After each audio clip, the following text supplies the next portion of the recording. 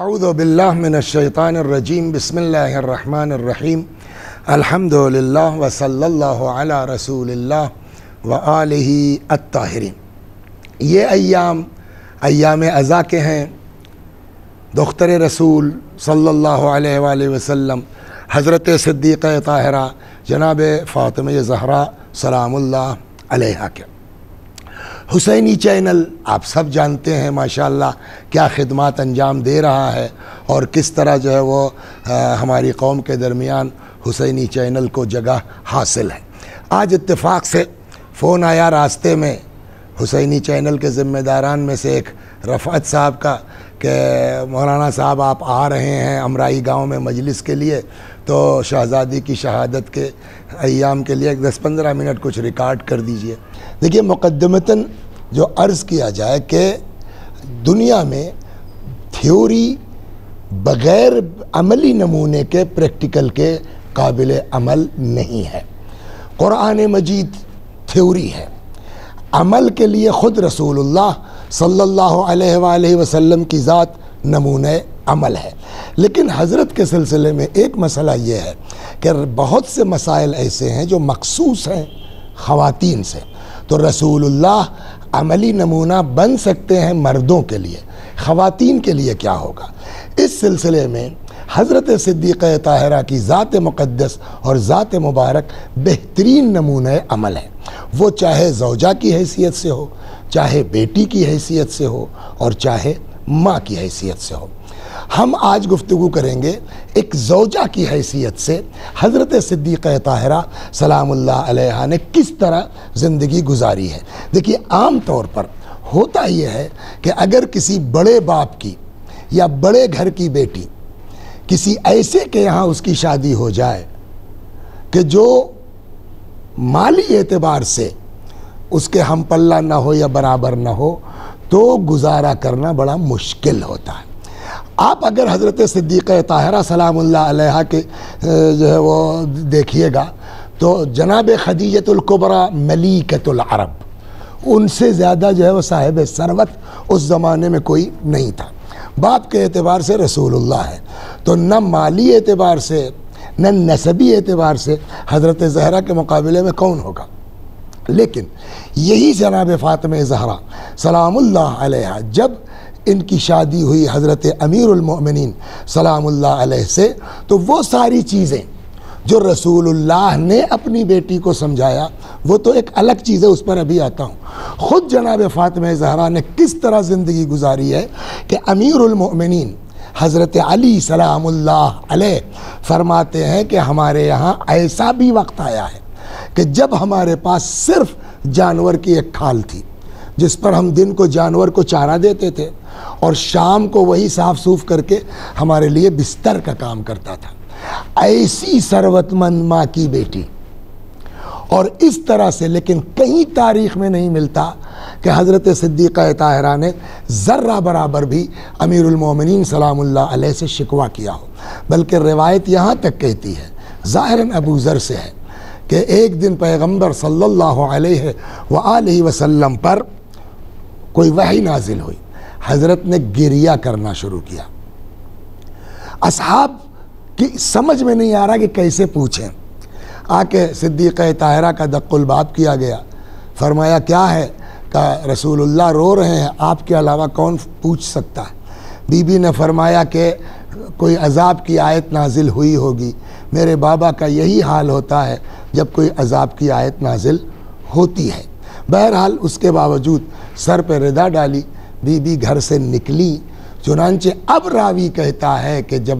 دیکھیے ایک چیز میری عزیزو،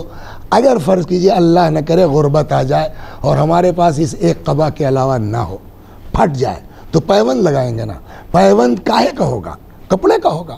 بلکہ کوشش یہ کریں گے کہ جس کلر کی یہ قبا ہے وہ پیوند کا کپڑا اسی کلر کا مل جائے، نہیں ہے تو مجبوری ہے، لیکن کپڑے میں پیوند کپڑے کا لگتا ہے۔ روایت کہتی ہے کہ جب شہزادی گھر سے نکلی ہیں تو راوی کہتا ہے کہ میں نے دیکھا کہ بیوی کی چادر پر 11 جگہوں پر کھجور کے پتوں کے پیوند لگے ہوئے تھے۔ اس کے باوجود کہیں سے کوئی شکوہ صدیقہ طاہرہ سلام اللہ علیہا نے نہ رسول اللہ سے کیا ہے، نہ امیر المؤمنین سلام اللہ علیہ سے کیا ہے، بلکہ مزے کی بات تو یہ ہے کہ ایک دن جب بستر علالت پر تھی تو ایک دن امیر المؤمنین سلام اللہ علیہ تشریف لائے، فرماتے ہیں زہرا جب کوئی بیمار ہوتا ہے اس کا کچھ کھانے کا دل چاہتا ہے، آپ کی بھی کوئی خواہش ہو تو فرمائیے، جواب سنیں گے آپ۔ یہ ایک مثالی زوجہ ہے، ہماری تمام بہنوں بیٹیوں کے لیے یہ کردار اور عمل حضرت صدیقہ طاہرہ کا نمونہ ہے۔ فرماتی ہے میں نہیں کہوں گی۔ آج ہم لوگ اپنی بیٹیوں کو کیا سمجھا کے رخصت کرتے ہیں؟ بیٹا گھبرانا مت، بیٹا ڈرنا مت، تمہارا باپ زندہ ہے، تمہارا بھائی، یہی کرتے ہیں نا۔ جناب فاطمہ کا جواب کیا ہے؟ امیر المومنین سلام اللہ علیہ نے فرمایا کہ جب آدمی بیمار ہوتا ہے اس کا کچھ کھانے کا دل چاہتا ہے، آپ کی بھی کوئی خواہش ہو تو فرمائیے۔ فرمایا نہیں کہوں گی۔ کیوں؟ کہا اس لیے کہ مجھ سے میرے بابا نے منع کیا کہ زہرا جب شوہر کے گھر جانا کبھی اس سے کوئی فرمائش مت کرنا، ہو سکتا ہے کہ تمہاری زبان سے کوئی چیز نکل جائے اور علی پورا نہ کر سکیں، شرمندہ ہوں گے۔ یہ ایک مثالی زوجہ کا کردار ہے۔ چنانچہ اسی تناظر میں آج ہمارے دیکھیں ہماری بیٹیوں کے لیے، ہماری بہنوں کے لیے، یہ نہیں کہ آپ صرف زوجہ ہیں، بلکہ آپ اگر بیاہ کے کسی کے گھر گئی ہیں تو ایسا نہیں کہ آپ صرف ایک چیز ہمارے یہاں آتی ہے، صاحب ہماری شادی تم سے ہوئی ہے، تمہارے ابا سے نہیں ہوئی ہے، تمہارے بھائی بہنوں سے نہیں ہوئی ہے، ہم صرف تمہارے ذمہ دار ہیں۔ لیکن جب آپ ایک واقعی فاطمہ کی چاہنے والی لڑکی یہ جواب سسرال میں جا کے نہیں دے گی، بلکہ یہاں روایت کہتی ہے، میں آپ کو یہاں اگر مل جائے تو کتاب سے نکال کے میں آپ کو روایت سنائے دیتا ہوں کہ جہاں ارشاد ہوتا ہے کہ وَالْمَرْأَةُ رَاعِيَةٌ عَلَىٰ أَهْلِ بَيْتِ بَعْلِهَا، عورت ذمہ دار ہے عَلَىٰ أَهْلِ بَيْتِ بَعْلِهَا، اپنے شوہر کے گھر والوں کی۔ یعنی سیدھی بات یہ ہے کہ آپ کا شوہر دن بھر محنت مزدوری کے سلسلے میں، بزنس کے سلسلے میں، کاروبار کے سلسلے میں مارا پھرتا ہے تاکہ بچے ہمارے سکون سے رہیں، تو اس کے باپ کا خیال کون کرے گا گھر میں؟ اس کی ماں کو دوا کون دے گی گھر میں؟ اس کے بچوں کی پرورش کون کرے گی گھر میں؟ اس لیے اب یہاں روایت کہتی ہے وَالْمَرْأَةُ رَاعِيَةٌ عَلَىٰ أَهْلِ بَيْتِ بَعْلِهَا۔ رسول اللہ سے یہ روایت ہے ارشاد القلوب میں کہ عورت ذمہ دار ہے اپنے شوہر کے گھر والوں کی، وَوُلْدِهِ، اور اس کے بچوں کی نہیں، وَهِيَ مَسْئُولَةٌ عَنْهُمْ، اور یہ عورت اس سے کل کو قیامت میں سوال کیا جائے گا کہ تمہارا شوہر جو مارا پھرتا تھا تم نے اس کے گھر والوں کا خیال کیوں نہیں کیا ہے۔ تو ایک عورت کی ذمہ داری صرف شوہر تک نہیں ہے، بلکہ اگر روایات اور احادیث کے تناظر میں دیکھا جائے تو جو اس سے مربوط ہے، وہ بیچارہ دبئی میں رہتا ہے، وہ بیچارہ کویت میں رہتا ہے، وہ بیچارہ سعودی عرب میں رہتا ہے، ماہ مبارک رمضان آ گیا، اس کی ایک بہن ہے، وہ چاہتا ہے کہ ہماری بہن کو عید کے موقع پہ کچھ پہنچ جائے۔ یہ آپ کی ذمہ داری ہے کہ آپ اپنے شوہر کو سمجھائیں، اپنے شوہر کو یاد دلائیں کہ تمہاری بہن ہے، اس کا بھی حق ہے، تمہارے فلاں رشتہ دار ہیں اس کا۔ تو یہ تو رہا معاملہ عورت کا۔ کہنے صاحب آپ اتنی بڑی بڑی باتیں کرتے ہیں، بہت سی بیچاری خواتین یہ ہیں بڑی شریف ہیں، بہت اچھی ہیں، مگر بڑا خراب شوہر مل جاتا ہے۔ یہاں بھی جو روایات ہم کو سمجھاتی ہیں وہ یہ کہ ٹھیک ہے، کتنے دن، 10 سال، 20 سال، 50 سال، آخر تو خدا کے یہاں جانا ہے نا۔ جب خدا کے یہاں جاؤ گے خدا سب دیکھ رہا ہے۔ چنانچہ بلکہ عورت کا دونوں کے ساتھ ہو سکتا ہے نا کہ مرد اچھا ہو اس کو زوجہ خراب مل جائے، زوجہ اچھی ہے اس کو شوہر خراب مل جائے۔ یہاں کے اوپر روایات کہتے ہیں کہ اگر کوئی شخص اپنی عورت کی بد اخلاقی پر صبر کر لے جائے، اللہ اس کو قیامت میں جناب ایوب کے برابر اجر عطا فرمائے گا۔ اس کا الٹا، اگر کوئی عورت بہت شریف ہے، بہت نیک ہے، اس کو شوہر خراب مل گیا تو دین کہتا ہے بیٹا صبر کر لو، برداشت کر لو، آج نہیں کل دن پلٹے گا۔ روایت کہتے ہے کہ اگر کوئی عورت اپنے شوہر کی بد اخلاقی کے اوپر صبر کر لے جائے، اللہ تبارک و تعالی اسے قیامت میں جناب آسیہ زن فرعون کے برابر اجر عنایت فرمائے گا۔ ایم امرأۃ خدمت زوجہا 7 ایام، ایک جملہ میں انہی روایات کی بنیاد پہ کہتا ہوں کہ عورت کے لیے جنت میں جانا بہت آسان ہے۔ عورت کے لیے، یہ جملہ پھر سے دہراتا ہوں، روایات سے جو میری سمجھ میں بات آئی ہے کہ مرد کے مقابلے میں عورت کے لیے جنت میں جانا زیادہ آسان ہے۔ چنانچہ یہاں روایت کہتی ہے ایم امرأۃ خدمت زوجہا 7 ایام، اگر کوئی عورت واقعاً دل سے 1 ہفتہ 7 دن اپنے شوہر کی خدمت کر لے، اغلق اللہ علیہا 7 ابواب النیران، اللہ جہنم کے 7 دروازے اس عورت کے لیے بند کر دے گا۔ وفتح لها ابواب الجنان 8، اور اس کے لیے جنت کے 8 دروازے کھول دے گا، تدخل من ایہا شاءت، جس دروازے سے یہ عورت چاہے داخل ہو جائے۔ جناب ام سلمہ سے ایک روایت ہے بڑی عظیم ہے، سألت ام سلمہ رسول اللہ عن فضل النساء فی خدمت ازواجہن، جناب ام سلمہ نے رسول اللہ سے پوچھا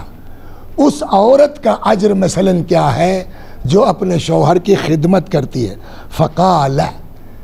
رسول اللہ نے فرمایا ایم امرأۃ رفعت من بیت زوجہا شیئا من موضع الی موضع ترید بہ صلاحا، اگر عورت، اس کو میں اپنے الفاظ میں مفہوم عرض کروں،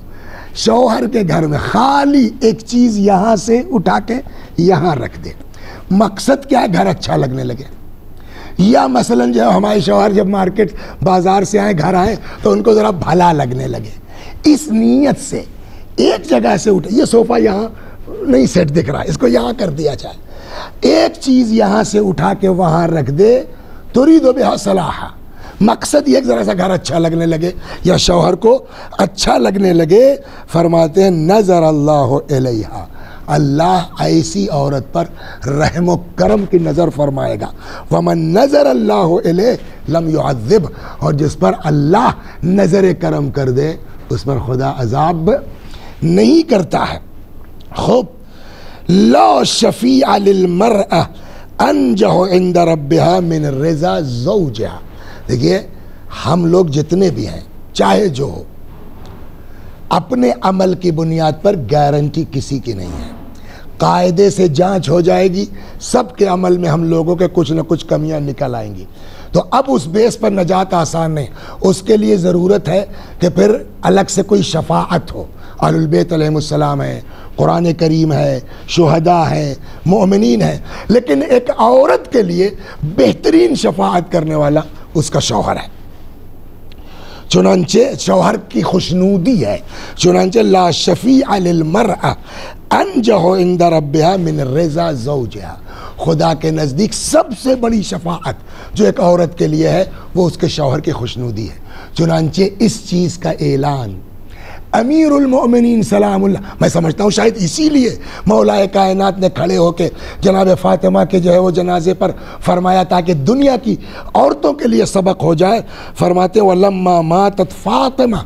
جب حضرت صدیقہ طاہرہ سلام اللہ علیہا کی شہادت ہو گئی، قام علیہا امیر المؤمنین، حضرت علی سلام اللہ علیہ جناب فاطمہ کے جنازے کے پاس کھڑے ہوئے، فرمایا اللہم